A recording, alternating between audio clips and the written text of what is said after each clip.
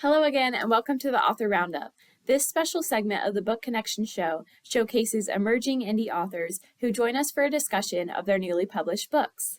Join us for a conversation with our next guest author.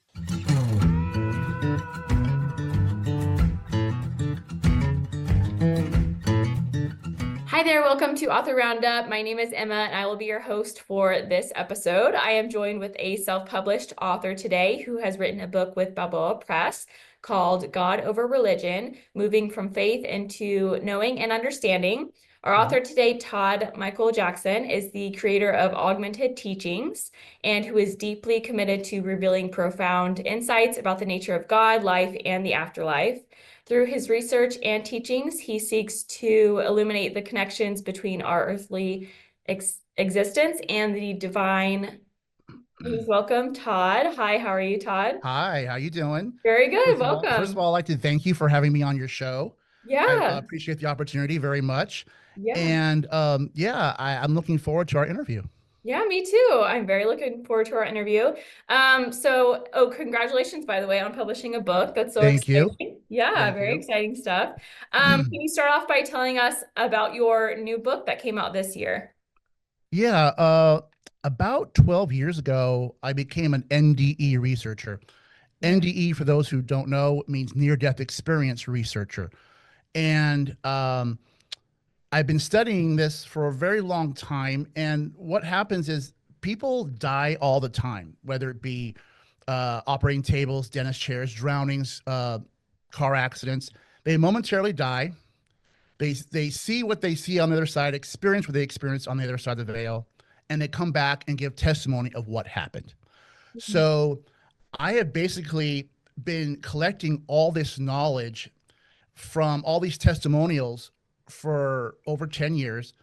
And I've come to some very profound conclusions from this information of mm, how God, life, and the afterlife all work together without any faith-based religions.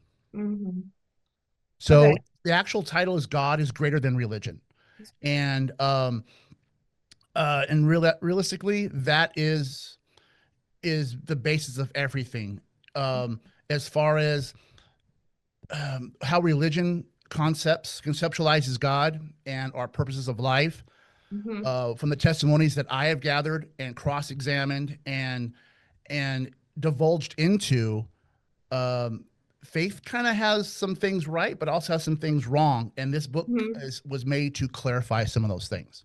Okay. And how many testimonies have you heard over the past 10 years? And how many Uh, are in the book? Hundreds, and there's zero in the book. Oh, okay. This is a basically conglomeration of all the knowledge I've gathered from the testimonials. Gotcha. So Okay. I don't have individual testimonials. I have actually the wisdom that's been gained from them. Okay. Gotcha. Okay. That makes sense.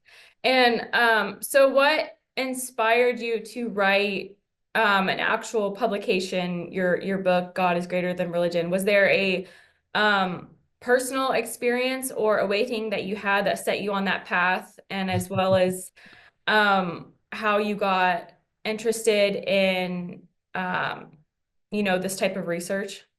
Yes. So I did have an awakening, and it was very, very profound. And I realized at that moment, okay, God does exist, as I felt God flow through me during that awakening. Mm, So once that happened, I've been on a quest to find the true meaning of how things work. yeah. And so I'm like, all right. So I did the thing most people think they should do, and I went to church. Right, started going to church. I'm Yeah. like, all right, I'm gonna give it the old college try. I'm gonna go to church, and I started doing that, and I realized that there's a talk and there's a walk, Mm, and a lot of the people in the church, maybe having the best intentions, did not jive with me. I was like, this is not correct in yeah. the way people should be behaving. And I saw a lot of hypocrisy there. Mhm. So at that time, I left the church. I remember driving home after one particular event at the church. Didn't involve me, but it was involving the judgments of others after a sermon was given about not judging others. And Right. Yeah. um, I got mad at God. I'm like, this is not the answer. I want the answer of how things work. I want the nuts and bolts. I want the gears working so I can make common sense of what's happening. Mm-hmm. And after that, 3 days later, I ran into a friend I hadn't seen in 20 years. Oh, He wow. goes, "Hey, Todd, you should check out this NDE testimonial. It's online." So I'm like, okay, I'll check it out. I have nothing else to do. Next day, I checked it out. I'm like, oh my God, there's the answers I was looking for, at least part of them, some of them. So I started researching more and more and more. And before you know it, I'm researching all over the place, finding congruent ideas and experiences from the other side of the veil. When you have people that are different religions, Yeah. different countries, different decades, and they're all seeing the same thing, then it gives validity that they're not just having a dream, they're actually visiting an actual physical place. Mm-hmm. Okay. And so how did this research about near death experiences, how did it shape your understanding of a soul's journey? Soul's journey is Yeah. is extremely, extremely long. A Mm. life's journey may be only this long, but the soul's journey, wraps the length of the entire state. It's Oh, just so long. yeah.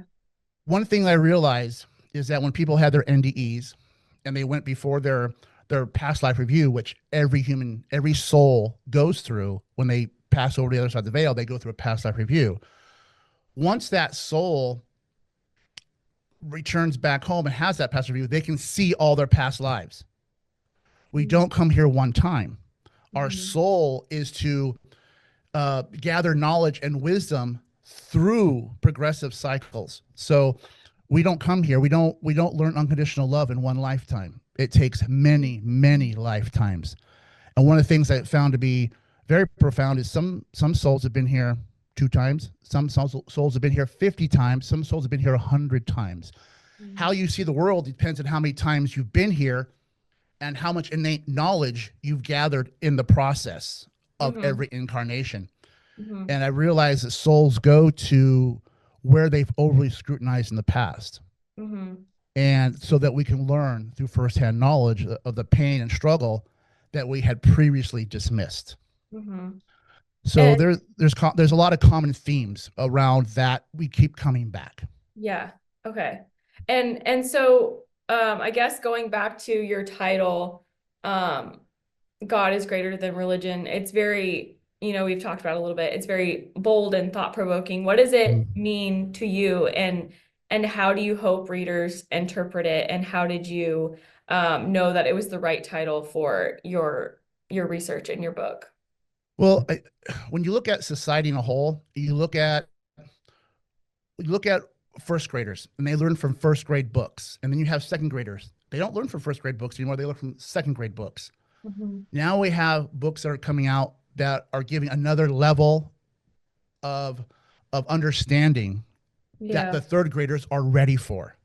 So at this time, I felt like it's time for this book to come out. Plus, with the way we're divided right now, yeah, I see if you saw a child putting a paperclip in the electrical socket, would you not want to say something? And that's how I feel every time I see somebody leading with fear, judgment, and punishment mentality. I'm like, yeah, you don't realize the repercussions of what you're doing. To you, you're just saying being a troll on the internet.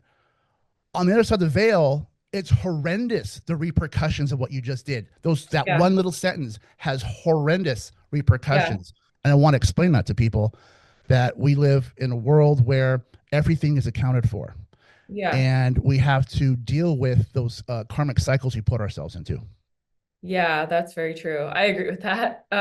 So yeah, you talked about a soul's purpose and its relationship with God and Mhm. life and the afterlife. How Mhm. would you describe that relationship to someone just beginning their spiritual journey or wanting to Okay. begin a spiritual journey? Yeah. Yeah.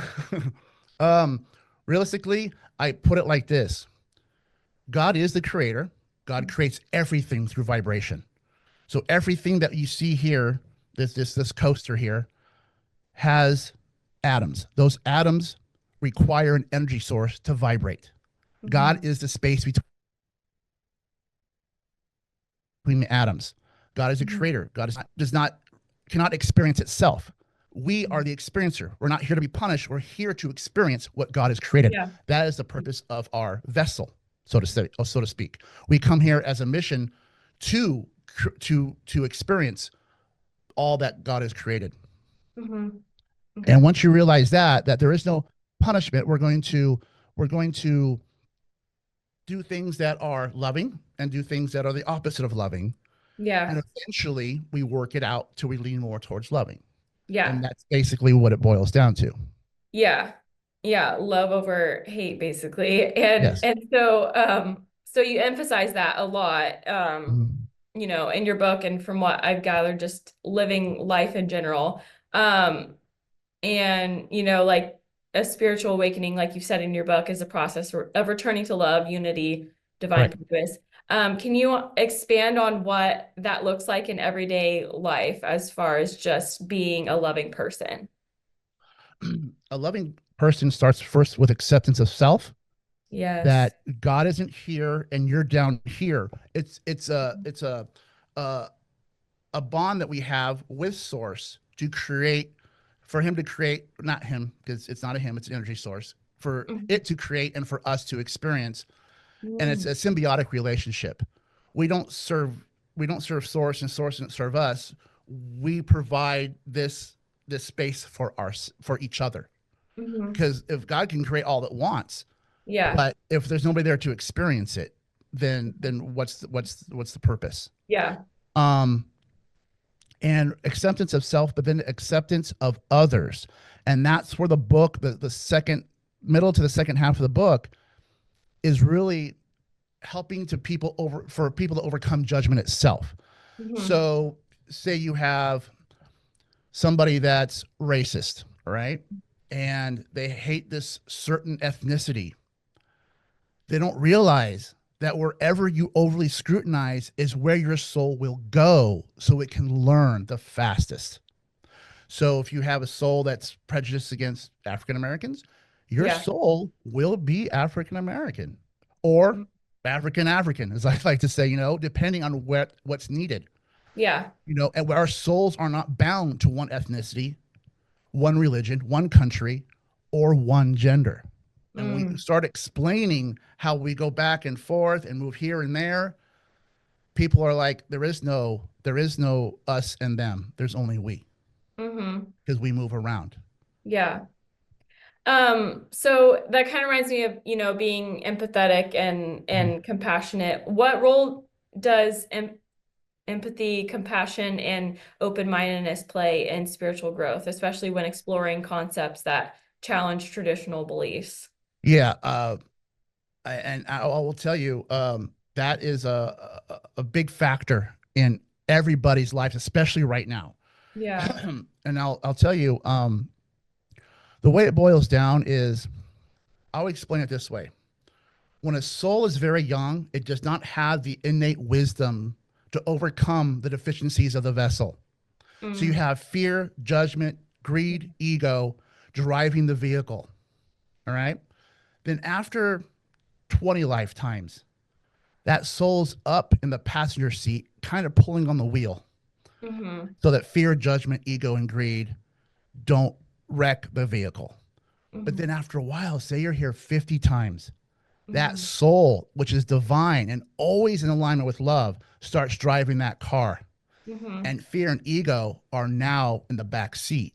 Mm-hmm. And then you get to that final phase where you have love and acceptance driving the vehicle, and fear and judgment are in the trunk, and you can't hear them anymore.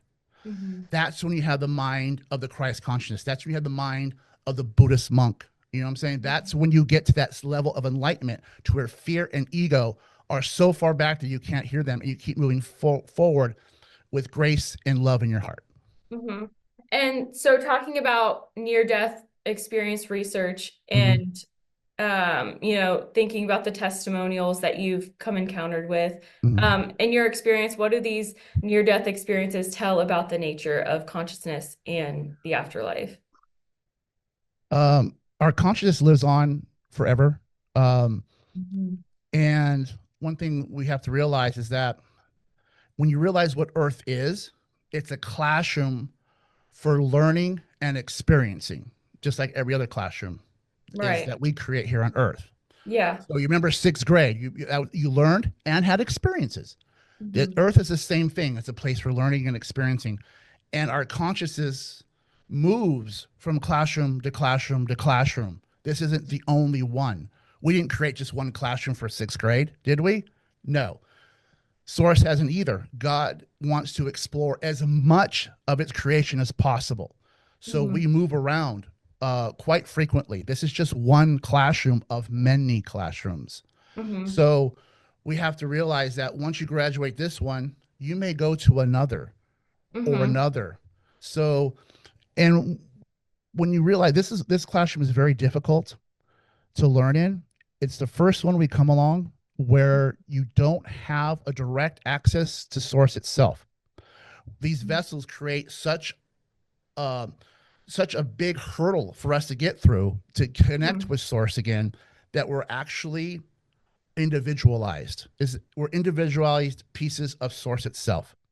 And when we realize that our job is to reconnect with the love of the soul, and then we go to the next step and the next step and the next step, and our consciousness just keeps going and going and going until we reach that level of enlightenment to where we can't learn anymore. Then our souls rejoin source and Mhm. don't come back to this 3D reality anymore. So, how often do you think this reconnection happens? Or you speak about like spiritual common sense. Mhm. How often do you think that people may like lose perspective or need some reconnection throughout their journey? Um, with older souls, reconnecting becomes more natural. And Okay. younger souls, it doesn't really exist yet. Matter of fact, it'll be protested against. Hmm. So they'll be very much in alignment with scripture because they need that type of relationship with source. Younger Hmm. souls need that. And the younger the soul, the more perverse in their ideals they will be. So a very young soul might be enamored with the Old Testament of fear, judgment, and punishment, and God's going to punish you. And then older souls will come along and be like, you know what's more about what Jesus said? And then Hmm. you have the oldest of souls are like, wait, God's not in a book at all. God's an act of Hmm. love. It's a Hmm. thought, an intent, and an act of love. And I'm not going to keep reading this book. I'm actually going to start walking the walk of love. Hmm. Okay. So we have different levels of spiritual understanding, and older Yeah. souls will automatically go towards those reconnects and they'll become more spiritual in their practices. Yeah. I don't know if this is like a silly question, but does a person know like if they're a young soul or a old soul? Yeah, it's real simple. It's the amount of judgment. The amount Mhm. of judgment and and shame you put upon others determines the Okay. age of the soul. The Okay. older souls, like, you know what? That's why sometimes you see. I'm not going to get political, but Yeah. you'll see um, souls that are very judgmental, angry, and want to punish other souls, not Mhm. realizing that that soul that they're punishing is has that has a direct connection with source, and that experience goes back home. So Mhm. as you punish these souls over here and punish these souls over there, those experiences go to source, and they don't Mhm. realize that they're literally putting the bobby pin in the light socket, and they don't realize it. Yeah. Yeah. And so going back to near death experiences Mhm. and the stories, I guess. Mhm. Did you see any, so you said that you've, written read testimonies over the course of 10 years, right? Mhm. Yes, 10 Um, plus years. so what have you like what type of patterns or consistencies across these um different stories that Mhm. help confirm the soul's eternal nature? Yes, there's themes. Okay, I can think of four right now. Yes. Karma exists, so we always have how you treat others. It comes back to you. God Right. created it so that none of us can get over on another one of us, maybe in the short term, but never the long term. So Yeah. you have the slave owner becoming the slave. You have the bad boss who exploits his employees being exploited later. You understand what I'm Karma. saying? So Yes. there is no getting over, and Yeah. it won't be done to you. It'll be done for you, Thank so you can you. learn faster. Yeah. That's one common theme. Another common theme is nobody wants to come back. When they have an NDE, they have to be coerced to come back. So one lady, it was so much ingrained that she was like, "Okay, I'm done. I know what I'm supposed to. This is my home." Ugh. And one lady had to be coerced by showing her the soul that was going to be her son, and you have to go back Oh to have me. gosh. Yeah. So she begrudgingly came back, but that's the common theme. Only one time have I ever heard of somebody wanting to come back, but she had just had a newborn. So I'm like, all right, I understand. She had a newborn and wanted to come back. Hmm. So that's a common theme. Another common theme is because the evangelicals, since they have a high level of judgment, Hmm. soon as they get to the other side of the veil, they will start asking questions immediately. Oh. And it's always the same answer. And like one lady, she asked, she was headed to her past life review, and she had asked, "Well, why is my son gay?" Right? And the angel stopped and turned around and said, "Your son had been born a female 17 times in a row." And that was the answer. It was that simple. Hmm. It's not brain surgery. So when you Hmm. have people that are trying to judge the LGBTQ plus community, I'm like, you're just making it worse for yourself, because when you make your soul makes a transition to the other side, the other gender, it's going to be not pleasant because you didn't make it pleasant for them. Karma Hmm. applies to that. 100%. Um, yeah, that and basically there's a lot of understandings that we have we have a lot to learn as far as how we Hmm. treat each other. Yes. And when we start doing that better, things start changing, small scale, larger scale, into the bigger scale. And that is one of the hardest tests we have here. But these Yeah. vessels, as we work with them and our souls, elevate and age and get wiser and have more innate love that they can Hmm. express because they've learned to overcome fear and ego, Hmm. then we start becoming our society starts getting better and better. Hmm. Yeah. Yeah, for sure. You mentioned in your book about the human role in this 3D reality. Mm-hmm. Can you explain what that means and how it relates to our spiritual evolution? Yes.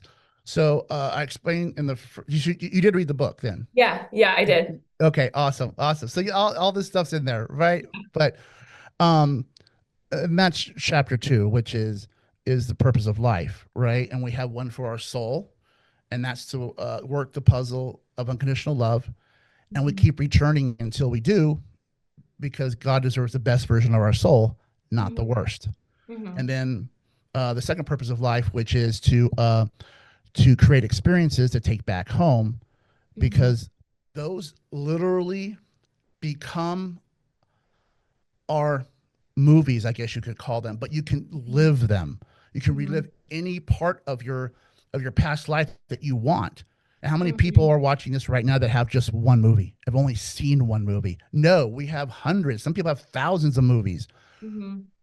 When you get back home, reliving those highlights of what you created here is one of our favorite pastimes on the other side of the veil. We Mhm. love recreating those. So I always tell people, if you're going to sit there and watch, hate shows at 5 o'clock when you get home, you're going to Uh-huh. bring home junk. But Yeah. if you go out and have a picnic for dinner, you know what I'm saying, or go out Mhm. and spend time with your kids, or spend time doing things you love, Yeah. or helping people, you're going to bring back way better experiences to relive than just sitting there getting angry at the world. Yeah. And how do you think people, so your book is called, God is greater than religion. Yes. And I think that's I think it's common that people get stuck in their, not stuck in their religion, but they Right. get so like, okay, well, this is my religion. This is what I should believe. Right. So, and that's kind of the issue here, right? Right. And Yeah. getting back, I'm going to answer that question and get back to one of the common themes. Okay. Everybody on the other side of the veil doesn't meet God. They're Hmm. enveloped by God's energy. God is an energy source that Hmm. creates all things through vibration.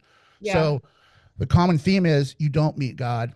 God speaks, you hear, you feel what God is saying, but you don't see God. God is everywhere and everything all at once. Yeah. And the common theme is of all people meet Jesus. It's like I know every the Christians are so hung up on Jesus.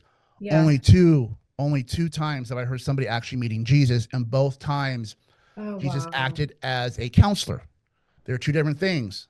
Everybody is enveloped in God's love, but only two people met the soul that had been Jesus, because Wow. Jesus had reached that Christ consciousness. Not much reason Hmm. to come back, not really. Yeah. Um, so yeah, and that's the basis is God is everything. I know a Yeah. lot of people try to make Jesus and God the same, and they're not. They're not the Right. same. Yeah.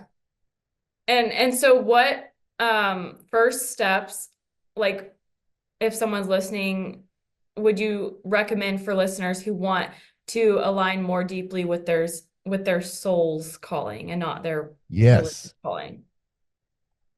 Uh, First of all, I'd tell people stop creating or listening to hate speech. That's it. Mhm. Just stop doing it. Just stop. Yeah. Just stop doing it because it's hard enough. Because right now, I mean, and back before we had the split we have now with the media, Yeah. you would have like an older sibling and a younger sibling. The 7-year-old knew how to tie his shoes, and the 3 or 4-year-olds learning how to tie their shoes from the Yeah. 7-year-old. Right You're here, we right. have old souls and younger souls, and the younger souls aren't learning from the old souls anymore. They're demonized. These Mhm. people are socialists or communists, and the young souls are just sitting here not learning anything because they're so caught up in hate and judgment and fear, Yeah. greed and ego. So I'm like, okay, they're not learning love and compassion. Hmm. If you're caught up in hate speech, it's nearly impossible to develop your soul. You may Yeah. develop your self righteousness, but you're not developing your soul. The best Hmm. thing you can do is just stop listening to that. Even if you don't want to join that side, I don't care. You Yeah. just have to stop listening to hate speech and getting in tune and alignment with creating loving situations for yourself and those around you. And at what point do you think in history that people were more loving souls and less, hate? Is it more because of modern technology now that there's more hate? Or what do you think about as far as people and the way they speak to people across like history, just in general? Right, right. And realistically, people don't realize that God is a living thing, and with different paradigms come different vibrations. Yeah. So you have a nice big chunk of people that are awakening up to God's love and compassion and acceptance for all. And Hmm. you have the other group of people that are resisting that. Matter of fact, they see, why are you accepting of those people? Matter of fact, I don't like it to the point to where I'm going to start rejecting you. Hmm. And that's the problem is the younger Yeah. souls aren't getting they're not aligning with the higher vibration, and they're rebelling against the higher vibration. Mhm. Um, and it's hard to overcome, but eventually, even the younger souls will start gravitating to the higher vibration. Yeah. Okay. Gotcha. And so when did you start writing this book? I started writing it about 2 years ago, a year and a half Okay. ago, Wow. Okay. and then chapter here, chapter there. It kind of wrote itself. I just get in the flow, write a Yeah. chapter out, and then I don't know, a week later I'd do another chapter and write it out, and yeah, and then it took about a year and a half ago, and then Okay. That's pretty fast. Yeah. Usually it takes authors, a little longer or it yeah. sits, but it seems like you were pretty consistent with writing and Yeah. that. Um, so what was your writing process like? I know with augmented teachings, I'm sure life Mhm. is pretty busy. How did you Yeah. stay grounded when you went about your writing and wanting to like truly like get it published and Um, well, it's the writing process was fairly easy because all the stuff I had gathered, all the wisdom I'd gathered, all the knowledge I'd gathered, there? it was pretty easy. It just took a while to edit it and keep. I kept wanting to add to it and keep wanting to add to it, and I'm like, you Gotcha. can't because the way our society is right now, there's a lot of people that are reluctant readers. You know what I'm saying? So they Yeah. don't want to read an 800-page book.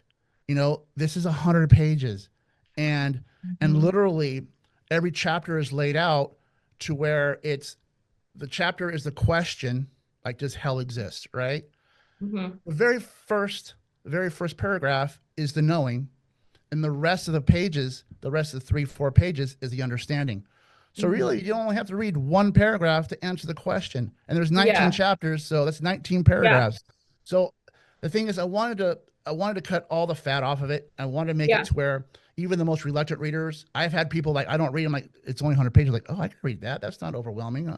Exactly, and it's Yeah. answering questions you have and questions you thought there were no answers to, Yeah.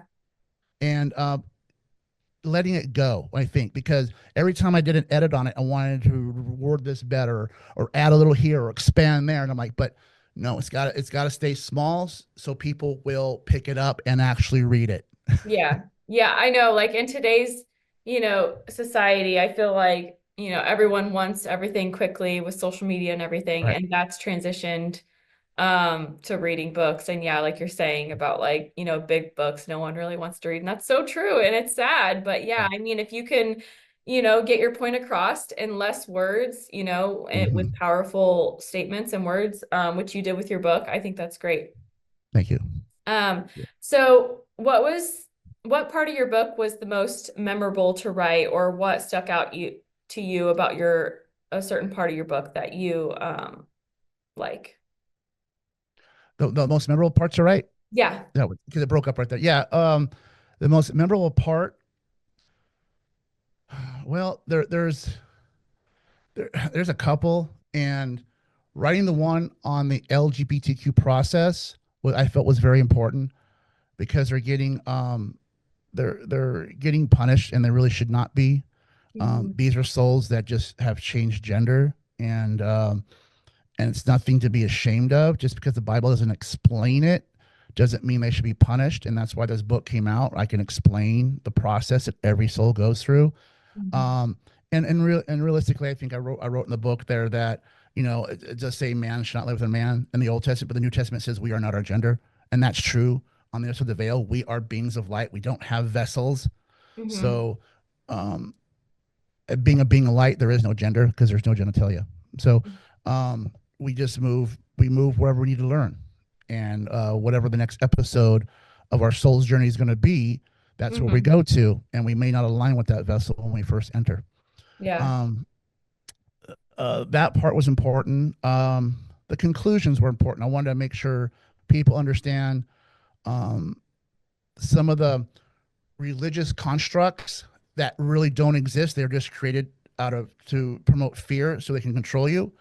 They Mhm. don't exist. God is the Alpha and the Omega, and I have a chapter on hell. I have a chapter on the devil. I have a chapter, a segment, a conclusion on the devil. But yeah, those were important because I want people to realize you have free will. You can do what you want. You can choose to live a love of love and laughter in your heart, or you can fall into one of the pitfalls of fear, judgment, and punishment. Yeah. Absolutely. I agree with that. Um, So was there well, besides wanting to add, more information and you said about the editing process, Mhm. if you wanted to add certain things, but you wanted to keep it minimal as far as the page count. What was the Yes. most difficult part of your writing process?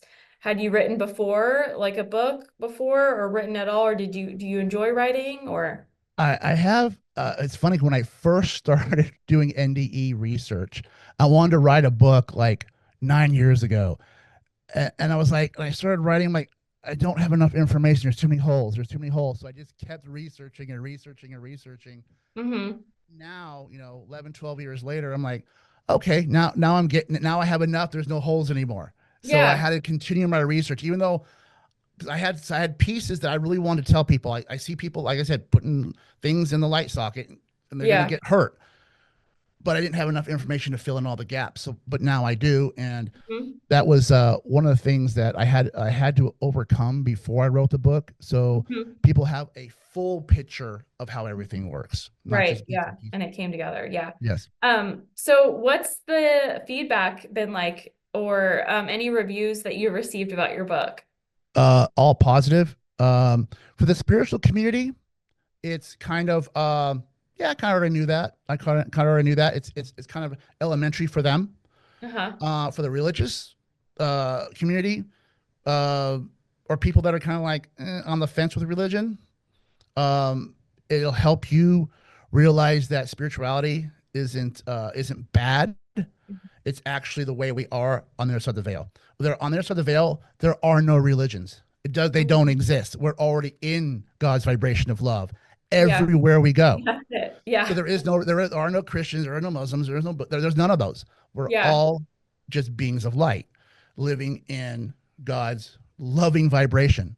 Mm-hmm. Um, so for them to realize that, um, it can be a little harsh on them, but I haven't gotten any feedback from them so much.